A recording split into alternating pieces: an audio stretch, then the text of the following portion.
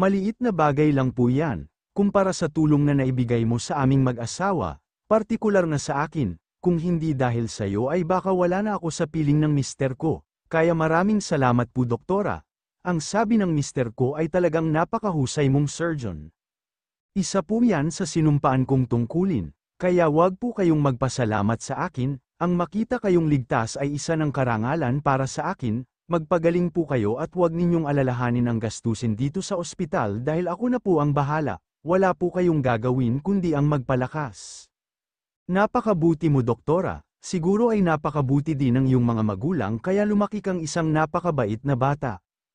Isang simpleng ngiti lang ang itinugon niya sa matanda bago tsinek ang mga aparato na nakakabit dito. Wika ng isang tinig mula sa pintuan, sabay-sabay silang napalingon sa gawing pinto upang makita ang ngiting-ngiti. Hello po sa inyo, titingnan ko sana kung okay na po kayo nay, pero mukhang may gumagawa na noon para sa akin. I'm sorry, dumaan lang ako, aalis din ako agad, 2 more days and she's good to go. Maraming salamat Miss Norisa, just call me, tutuloy na ho ako, dadalaw na lang po ako Sam. What? Kapal ng mukha mo, san ka nakakuha ng lakas ng loob na gawin sa akin ito? Hindi totoo lahat ng binibintang mo sa amin, palsipikado lahat ng yun at papatunayan ko yan sa'yo, gigil ni Oliva. Then do it. Wala siyang oras para patulan ang pagtatalak ng madrasta at mas gugustuhin niya pang mag-isa. Huwag mo akong tinatalikuran pag kinakausap kita, sigaw ni Oliva sabay hablat ng bisig niya. Ngunit kung gaano ito kabilas kumilos ay ganoon din siya kabilas nakabawi. Sa halip na siya ang mahawakan nito ay baliktad ang nangyari. Dahil siya ang mabilis na nakahawak sa leeg nito at marahas na isinandal sa pader. Ako ang wag na wag mong dinadakdakan ng walang kakwenta-kwentang bagay, stay out of my way, Oliva. You have no idea how monstrous I'd become when I am pissed, so if I were you di ko gugustuhing mapalapit sa akin. If you're innocent, then prove it. Huwag kang mag-inastang matapang dyan dahil hindi ako natatakot sa iyo. Get off me, sure, maging mabait ka sa akin, Oliva. Okay, sabi niya habang nakatitig sa kanya, unti-unti niya itong binitawan at nagpatuloy sa paglalakad. Ni hindi na niya pinansin ang mga taong nakatitig sa kanya na waring nagtataka, alam niya sa sarili na nawawala na siya sa limitasyon niya, ngunit hindi niya mapigil ang sarili lalo na kung pagdating kay Olva ang pag-uusapan. Samantala, tahimik naman na nakatitig sa kawalan si Virgilio. Binasa niya ang lahat ng papeles na ibinigay ng anak at alam niya sa sarili na totoo ang mga iyon. Hindi niya lubusang mapaniwalaan na magagawa iyon ni Oliva at ng anak. Labis siyang nagtiwala sa mga ito ngunit nabigo siya. Masakit mang aminin ngunit labis siyang nahihiya sa kanyang anak dahil ito pa mismo ang nakatuklas sa gawain ng mag-ina. Hello, Porcelo, kailangan ko ng tulong mo. Halos pabulong niyang wika sa kanyang abogado nang tawagan niya ito. Anything you ask Mr. President, meet me at my office this afternoon. We have to discuss something. Pakiramdam niya ay nawawala na siya ng oras. Pakiramdam niya sa anumang sandali ay tuluyan na siyang bibigay, at hindi niya alam kung magkakaayos pa ba silang mag-ama, o tuluyan na siyang mamamatay bitbit ang labis na pagsisisi, pagkasabik sa yakap at pagpapatawad ng kanyang yunakahiha. Kakatapos palang maghapunan ni Norisa nang makatanggap ng tawag mula sa kaibigang si Porcelo.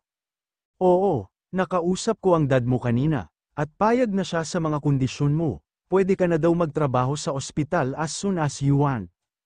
Really? Yeah. Kaya ang tanong ko sa'yo ngayon, kailan mo balak magsimula? Sabi mo nga, di ba? I can work there as soon as I want, so, bukas na bukas din ay magsisimula na ako. Good to hear that. Siguradong matutuwa din ang dad mo sa desisyon mo. Plus, yung mga taong matutulungan mo sa medical mission mo. Well, what more can I say? Salamat sa tulong mo, Porcelo. No worries. So may treat ba ako tonight? Kakatapos ko lang mag-dinner eh. Well, nagpupunta ka ba sa mga resto bar or high-end pub, or some place that we can have fun? Minsan, let's go, okay, saan tayo magkikita, your place or mine? Sunduin na lang kita, I'll be there at 8, pagkatapos nilang mag-usap ng binata ay kaagad siyang naligo at nagbihis. Wow, you look like a goddess, Norisa, stunning as usual. Masaya siya sa mga oras na yun dahil nakasama niya ang dalaga, hindi man ito pansin o ramdam ngunit may namumuo siyang pagtingin para dito. Subalit kailangan niya munang ipagpaliban ang pagtatapat dito upang bigyang daan ang totoong dahilan kung bakit nga ba kinailangan ng dalaga na umuwi ng Pilipinas. Wala pa rin kasing kaalam-alam ang dalaga na mayroon itong napakahalagang misyon na gagawin na may kinalaman sa sarili nitong ama. Sa isang sikat na bar niya dinala ang dalaga, bagay lamang sa sosyalin nitong pamumuhay. You like it? Oo, medyo malaki, yeah. Let's just enjoy the night and have fun. Don't worry, my treat. No, my treat, just this once. Enalalayan siya ng binata papunta sa isang bakanteng mesa at agad na nag-order ng drinks nila. Siya naman ay inilibot muna ang paningin sa buong lugar. Tamang-tama lang sa mga taong gustong magkaroon ng panandaliang saya kasama ng nga barkada. Samantala, napatingin siya sa kabilang mesa at bahagya pang nangunot ang noo niya nang makita si Calix habang kakwentuhan nito ang ibang staff ng ospital. Sa worry niya ay nagkakasiyahan din ang mga ito dahil dinig na dinig niya ang halakhakan ng bawat isa. Madalas din dito ang kapatid mo, lalo na kapag weekend, wika ni Porcelo nang mapansin nito na nakatingin siya sa binata. I see, buti pinapayagan siya ng mga magulang niya. Kind of, kahit naman ata hindi payagan ni Mr. President ay tumatakas pa din siya. Noong una pinapasando palagi sa driver pero sa kalaunan, hinayaan na lang, as long as hindi siya mapapahamak o hindi siya may involve sa kahit na anong gulo. Hindi mo pa rin ba sila matanggap? I mean, hindi mo ba sila kayang bigyan ng chance? I don't know, isa lang ang alam ko, dahil sa nanay niya kaya nasira ang pamilya ko. Don't you think it's about time na ibigay mo sa kanila ang forgiveness, even though hindi nila hinihingi sa iyo ng personal, sabi nga nila, kung ang Diyos nga nagpapatawad, tayo pa kayang mga tao? That's the problem, Porcelo. I am not God. I just can't forgive them. Not now, or maybe, not ever. Masyadong malalim yung sugat na ibinigay nila sa akin na sa tuwing nakikita ko sila ay unti-unting bumabalik sa pagiging alaala. I'm sorry, pero kahit ba ang dad mo, hindi mo pa rin mapapatawad? You don't have to. Actually, I am not asking to be understand nor to be heard. And about Mr. President, he's okay. And I think hanggang doon na lang kami. I don't even know why I have to go back here. You know, after all our heartbreaks, I can't even stand seeing them for too long. Ang alam ko lang pinilit ako ng mommy ko dito. I shouldn't because of her. Oo nga pala, we're here to be happy. So I guess, change topic tayo. Bukas nga pala sasanduan kita sa kondo mo. Magiging bodyguard driver mo ako from now on. May kotse naman ako. I can drive. Saka no need na sunduin ako, I can manage. Pero ang sabi ni Mister, sabihin mo sa kanya na pinahahalagahan ko ito, ngunit ang sagot ay hindi. Okay, nakailang lagok na siya ng alak nang mapansin niya na nakatitig sa kanya si Calix, automatikong umangat ang kilay niya nang bigla itong ngumiti at naglakad papalapit sa kinaroroonan niya. Andito ka din pala sister, why don't you join US, para ka namang others. Kasama ko din ang ibang staff ng ospital, sila din ang makakasama mo starting tomorrow kasi sabi ni Dad, papasok ka na rin sa ospital. Thanks but no thanks, okay na kami dito, mas madami, mas masaya, sama na kayo sa grupo namin. Di ba seryo, paglingon nito ay agad niya itong namukan, iyon ang doktor na tumitingin din sa pasyenteng tinulungan niya. Oo nga naman Miss Norisa, ang balita namin ay magiging magkatrabaho na tayo simula bukas. Hayaan mo kaming ipakilala sa iyo ang mga sarili namin, para naman bukas ay wala nang ailangan na magaganap. Oo nga naman, saka kung di ninyo na itatanong, si Norisa ay angkay sa isa kong ate na ngayon ko lang din nakilala. Habang nagsasalita si Calix ay gustong-gusto na niya itong sampilan dahil sa sobrang kitabilon, wala siyang balak na ipakilala ang sarili bilang anak ng VMC, gusto niyang maging low profile lamang para hindi siya pang-ilaga ng mga makakasama. Nice to meet you Miss Norisa, kaya pala may kaunting similarities kayo ni Mr. President, anak ka pala niya, ako naman po si Donna, at siya naman si Sergio, yung isa ay si Marie at yung isa pang lalaki ay si PJ. Hi, nice to meet all of you, Matapos ng ilang oras na kasiyahan ay nagpasya na silang magsiuwi. May mga pasok pa sila kinabukasan kaya naman hindi na sila nagpaabot ng madaling araw. Kinabukasan ay maaga siyang pumasok, ang oras ng duty niya ay 1:00 ngunit 9 pa lang ay nasa ospital na siya. Hindi siya makapaghintay na makita ang mga pasyente na nangangailangan sa kanya. Papasok pa lang siya sa ospital nang makita niya ang napakalaking tarpaulin kung saan nakasulat ang libreng konsultasyon lalo na sa mga kapuspalad. Nakalagay din ang ibang hinihingi niyang kondisyones sa ama. Bago siya nagsimula sa pagtatrabaho ay isa-isang ipinakilala ang mga makakasama niya. Norisa, anak, pwede ba kitang makausap? Ha, Mr. President, ano po yun? Tungkol po ba sa trabaho o personal na bagay? Tungkol sana sa akin o sa atin, I believe na may oras po tayo sa ganyang bagay, consider ang po na kayo ang may kanya ng ospital na ito, but please let me remind you na oras ng trabaho ko and I have patients na nangangailangan ng serbisyo ko, and by the way, thank you sa pagtanggap sa akin dito, I hope na asikaso mo na rin ang ginawang kabulastugan ng mag-ina mo. Tungkol kay Oliva, pinapaimbestigahan ko na kung ano yung ginawa nila, at salamat din sa pagstay dito sa ospital. It means a lot to me, nangingilid ang luhang wika ni Virgilio. Me either, by the way, mauna na po ako, may mga pasyente pa akong aasikasuhin. Norisa, anak, ha, you look perfect with your lab coat. Thank you, and I really missed you anak, please refrain from calling me anak, lalo na sa harapan ng ibang tao, I am here as one of your employee, at isa pa matagal ka nang hindi nagpakaama sa akin, kaya kinalimutan ko ng lahat, so please, stop calling me that way, you were never my father, and I was never your daughter. Sa kanyang pagtalikod ay hindi na niya nakita ang unti-unting pagtulo ng mga luha ni Virgilio kasabay ng paninikip ng dibdib nito, buti na lamang ay agad itong nakita ng sekretarya at agad na tinulungan na painumin ng gamot nito sa puso. Mr. President, wala pa po ba kayong balak na sabihin sa anak ninyo ang kondisyon ninyo? Galit pa rin siya sa akin, at kung malalaman niya kung ano ang sakit ko at ang totoong dahilan ng pagbabalik niya rito, baka ikatuwa niya pa yon. O baka naman wala rin siyang pakialam at hayaan lang ako, every time na nakikita kong nakatingin sa akin ang anak ko. Wala akong makita sa mga mata niya kundi pagkapuot, at lahat ng iyon ay dahil din sa akin. Pigil ang luha ng dalaga habang naglalakad papalayo sa ama. Tila wala sa sarili. Balak niyang samagap ng hangin dahil pakiramdam niya ay mauubusan siya ng hininga. Gusto niyang panatilihing bato ang puso niya para sa ama. Ayaw niyang magpadala sa mata nito na palaging nangungusap pag tinititigan niya. Masisisi ba siya kung bakit ganun na lang ang galit niya sa ama? Kasalanan ba niya kung bakit sa hinaba-haba ng panahon ay hindi niya pa rin ito mapatawad? I really hate this feeling, gosh. Iritableng wika niya nang tuluyang makarating sa rooftop, habang nakatitig sa kawalan ay muling nagbalik sa alaala niya ang nangyari sa kanya noong ika-7 kaarawan niya, ang araw kung kailan niya nakita ang pagguho ng masaya at perpekto niyang pamilya. Flashback, Ate Oliva, asan po si Mommy? Bakit po kayo ang nagsundo sa akin? Inosente niyang tanong sa sekretarya ng ama nang sunduin siya nito sa pribadong paaralan. Busy kasi si Mommy mo ngayon kaya ako muna ang sundo mo, let's go.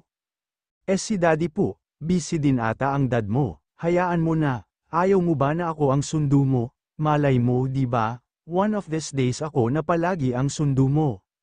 Po, naku, di po papayag si Mommy, saka may work po kayo sa office. Well, malay mo, magkamilagro, di ba, who knows. Sorry po Ate Oliva, pero si Mommy lang po ang gusto kong susando sa akin galing school. Kasi siya po ang mommy ko, hindi po ikaw. Tingnan natin, pabulong na wika ng dalaga, kapwa sila tahimik habang nasa biyahe. Marahil ay biglang nakaramdam ng pagkailang si Norisa at si Oliva naman ay abala sa pag-iisip kung ano ang susunod na gagawin para makuha si Virgilio. It's now or never, pagkatapos nito baka wala na akong ibang chance. Oliva, thank you, halika, pasok ka na rin, join US, magsisimula na rin ang party maya-maya, salamat sa pagsundo sa anak ko. Salamat po ma'am, pasimple niyang tinitigan ang kabuuan ni Henya. Napaka-elegante nitong tingnan, dahil sa natural nitong kagandahan at kaputian, hindi na nito kailangan pang maglagay ng sangkaterbang make-up. Dahil sa mala-porselana nitong kutis, matangos na ilong at kulay lank iyan na mata kaya lutang na lutang ang kagandahan nito. Kaya naman hindi nakapagtatakang namana iyon ni Norisa. Kung iisipin napaka-perpekto na ng pamilya Villaluna, dahil hindi lang sila nabiyayaan ng kagandahang panlabas, pati na rin ng panloob. Isali pa ang pagiging mayaman nila. Norisa anak, let's go to your room, may inihandang dress ang mommy para sayo. Para sa birthday ko po ba ang party mommy? Yes anak, daddy and I prepared it for you, nagustuhan mo ba? Yes mommy, mamaya madami pa kaming surprises para sayo, pati mga classmates mo ay pupunta. And Oliva, can you please help me again? Pwede bang pakibigay ito sa mamang yon? Compilation yan ng mga pictures ni Norisa since birth. Balak ko sanang i-play mamaya kapag isinayaw na siya ng dad niya. Salamat. Sure ma'am. Sa ilang saglit pa ay nagsimula na ang kasiyahan. Magugulo ang mga batang naglalaro. Kung titingnan, mababanaag sa mga mukha ng mga ito ang kasiyahan. Kasiyahan na sa ilang sandali pa ay mapapalitan ng matinding sakit at kalungkutan. Nang magsimula na ang tugtog para sa father and daughter dance ay kaagad siyang lumapit sa lalaki at iniabot ang isang flash drive. Sinabi niya rito na i-play ito habang sumasayaw ang mag-ama. Happy birthday my princess, masuyong bati ni Virgilio sa anak.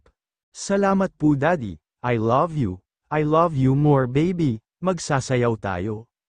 Bilang isang bata ay isang napakasayang alaala para sa kanya ang sandaling iyon na hindi niya makakalimutan. Masaya siya dahil nabiyayaan siya ng pamilya na marahil ay kakainggitan ng marami, nasa kalagitnaan na sila ng pagsasayaw nang biglang mamatay ang mga ilaw at biglang nagkaroon ng ibang saliw ng musika.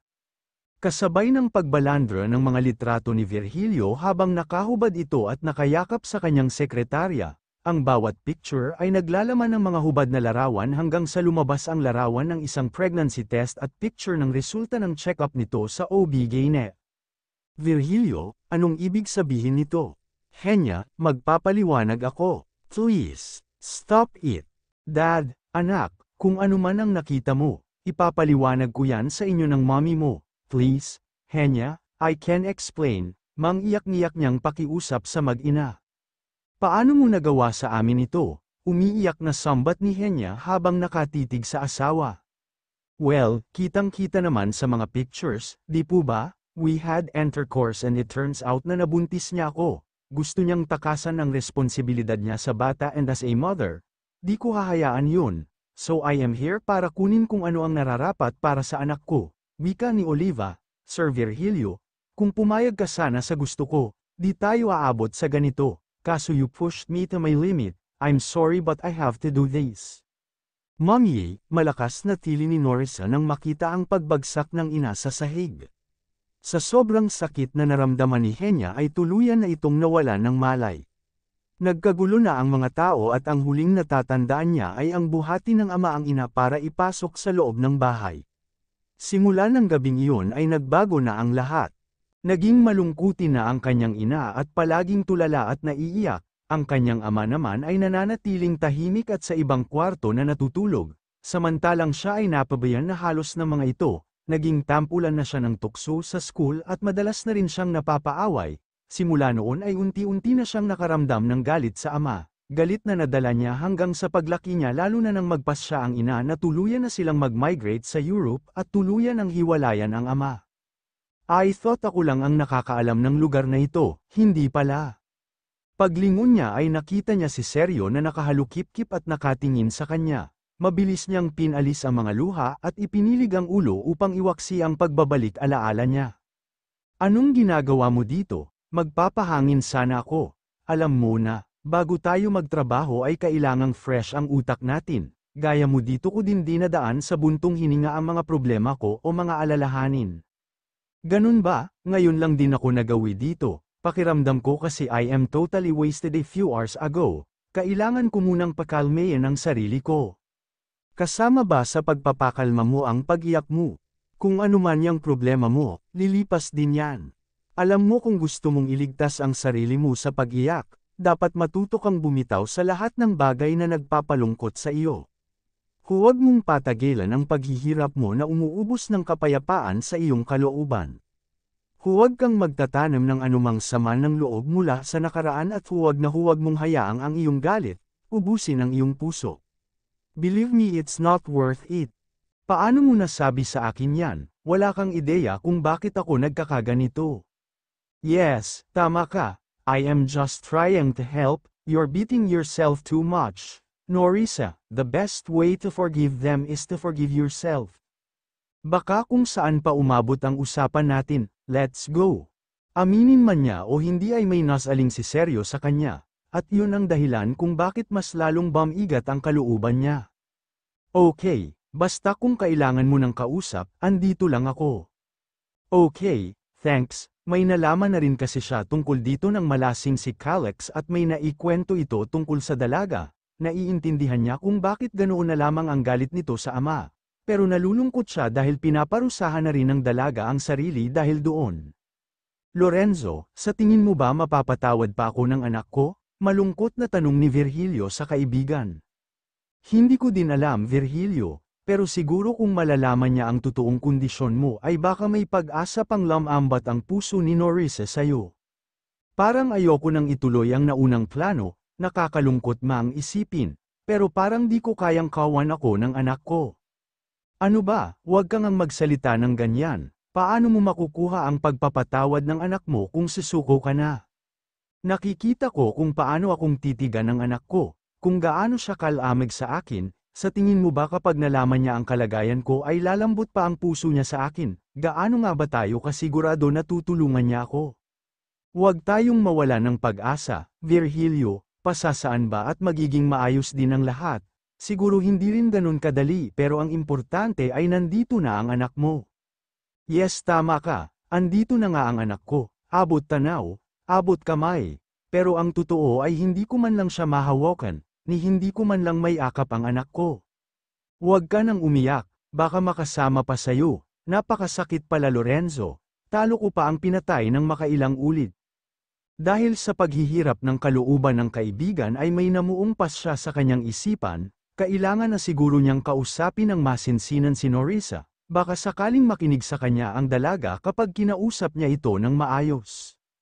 Halos patapos na ang duty ng dalaga at naghahanda na siya sa pag-uwi. Hatid na kita pa uwi, presinta ni Seryo sa kanya. Wag na, kaya kung umuwing mag-isa, if I know may mga lakad din kayo. Wala, kaya nga nagpipresinta akong ihatid ka, di ba? Hindi ako sanay sa ganyang sistema, believe me, makakauwi ako ng safe sa bahay. Ito naman, pumayag ka na, Doc Seryo, Doc Norisa, may hostage-taking po sa lobby, humahangos na wika ni Donna. Ha? Sinong hostage? Si Marie po. Hinahanap po kayo nung lalaki, Doc Norisa. Papatayin daw po niya si Marie kapag hindi kayo pumunta doon.